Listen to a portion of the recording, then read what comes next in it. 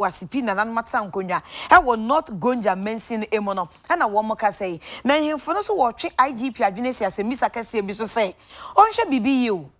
anye bia e ba ne sen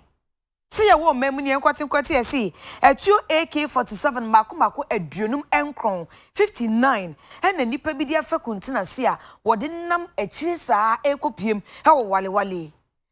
na nanom hemfo wo mo wasipi na nan mata nkonwa se anye bia IGP abisa saa asemwe saa etuo AK47 mako 59 aduonum enkron no na eye hwan dia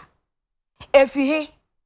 na ekohe botai be krenti na nipa no edi fakuntuna se akopiem e walewale wode kwase gonjafo ento atue no mfa ni omho awu anase wode kwase wode koma ekuo bi na wo mo de adiewu aye nema basa e wo mpotembo wei ayasemisa bonapewura bonapewura a wo gonja na nan mata nkonwa ene not gonja obisa IGP sebe emma na dwemu a won fra sentina sidin na onsese no misa no sa asem no se atuyo no AK47 mako aduonum nkro na nya baako enya mienu nya miensa ebura aduonum ni akiri hwan dia hwan ne taye akiri